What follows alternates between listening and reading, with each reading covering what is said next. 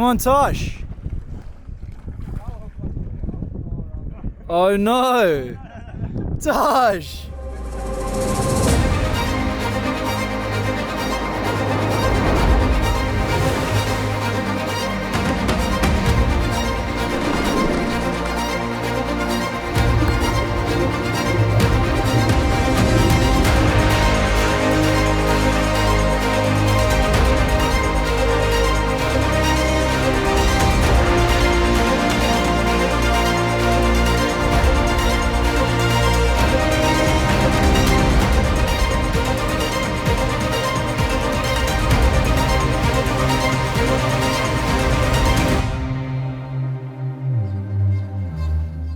Good morning everyone. Coming up on 6 a.m. Sun is just rising behind me. Fun doesn't sleep on board this boat, that's for sure. Crew have been up since 5:30 already prepping all the toys. Tent is filled with surfboards and they've got a spot eyed out, I think just slightly west of here. So waiting for one or two guests to get up and join them. I think the crew are going to have the chance to surf on board this morning as well. And it's just special. The boat and the owner and the guests just treat the crew like family out here. And it's just really, really cool to see. So as a crew member, very cool to get the opportunity to come out here and surf the Maldives. I was thinking about it last night when I was chatting to the captain. It's crazy to me that people are not willing to just take a slightly longer flight. Or a lot of the time, many people are not willing to take a slightly longer flight and come and experience something like this. They stick for boat charters between the Med and the Caribbean, Med, Caribbean the whole time because it's easy. But then they complain that the anchorages are often busy and that the beaches are busy and that the restaurants are crowded.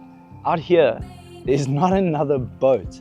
You get the opportunity to enjoy one of the most insane paradises I've ever seen alongside your friends and family with no one around. That to me needs to be experienced. Come and charter this boat. Come and experience what that is like, because it is unlike anything else I've ever experienced. Let's go.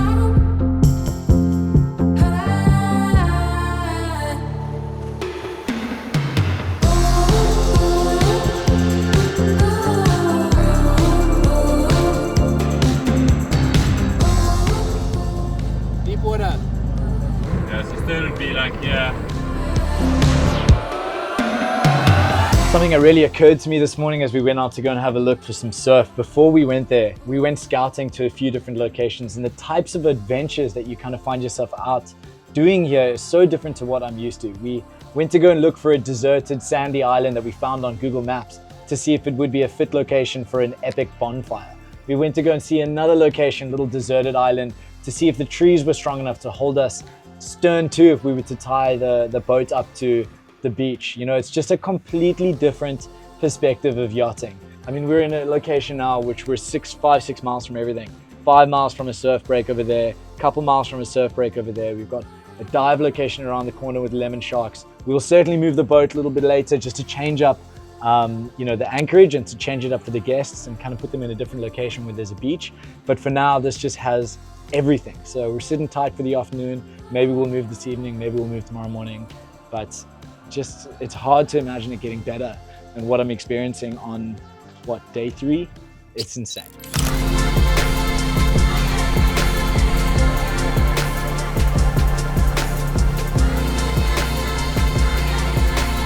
Surprised the smuggy held up there, huh? We're only half power. Huh? We're only half power. Really? They want to embarrass me. How good does it feel to be working on a program where surfing's even an option, dude? It's the dream. Absolutely.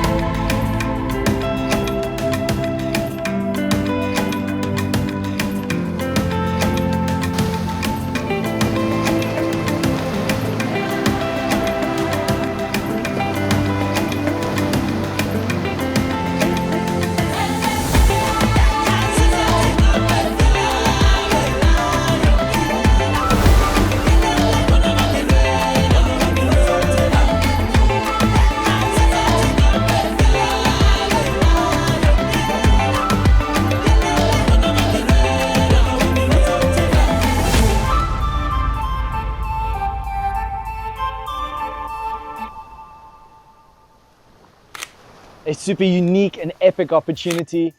We've just posted on Galileo's Instagram that the vessel is looking for a new second officer on board. They're looking for someone with a strong water sports background that holds an instructor's rating and has their OOW. So this is another reason why you want to follow boats like this with these incredible, unique programs that have an opportunity to look for new crew when they need someone, and you could possibly be joining them. So see the details below, but also the type of reason why you would want to follow this vessel on Instagram in case positions ever open up.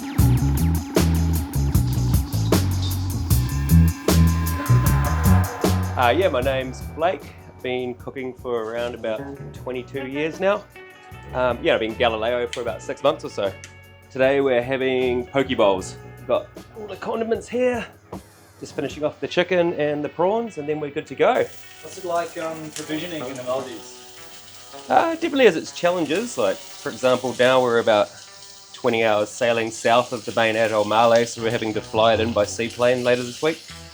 But what we get out here is pretty amazing. Like, everything comes fresh from the tropics, like all the fruit, vegetables, everything's pretty amazing quality. Do you try never to repeat yourself? So you're one of those chefs, or you how does your menu planning work? Yeah, no, I try to never really repeat myself. I have my go-tos, feel like my specialties, but I just cater to what every guest really wants, you know, like get a feel for them in the first couple of days, and then after the next day or so we sort of know what they want. What's your background in yachting? How many years, and sort of to end up on a boat like Galileo? My background working on much bigger boats than this, sort of like 60, 70, 80 meters, but I'm a keen surfer, so when I heard the program like this I just couldn't turn it down. But yeah, it's been about 15 years now in yachting. Where'd you learn to cook? In New Zealand, in Auckland, working in fine dining restaurants. Did a London City and Guilds diploma, and then yeah, worked through fine dining restaurants in Australia for another few years, and then yeah, found my way onto yachts. Is there any particular cooking style you enjoy cooking, or all-rounder? I do prefer cooking Asian cuisine, but I mean, being a sole chef on a boat like this, you have to be versed in all sorts. Like, we go from Indian to French to Italian to Mexican to everything in between, from fine dining to pizza nights to poke bowl lunches. Yeah, you got to have it all, and then desserts. You know, I need to be able to create something new every night, and at the moment every lunch. Working on a vessel of this size is a tricky size because you're pretty much always a solo, aren't you? Yeah, exactly. So it's just me in here at the moment, but you know, with a crew like this, everyone just chips in and does their best to help me out. So yeah, everyone's a team player on board, so it makes my life a bit easier having a team like that. Awesome, chef. Thanks so much. No worries, bro.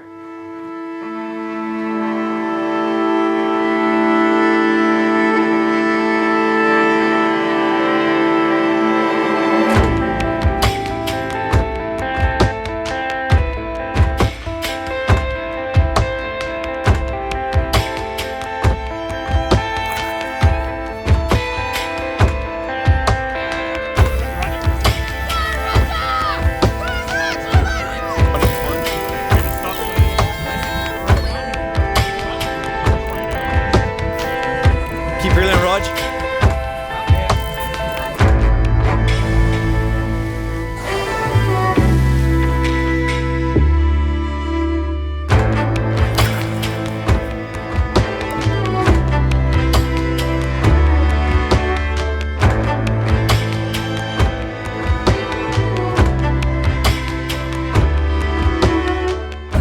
Just wrapping up an absolutely epic day 3 on board. Finished off with a surf and with a dive and with a fish. Now we're trawling on the back. So sunset behind us. Girls are doing a bit of a photo shoot. It's all going on. It's an absolute epic end to day 3.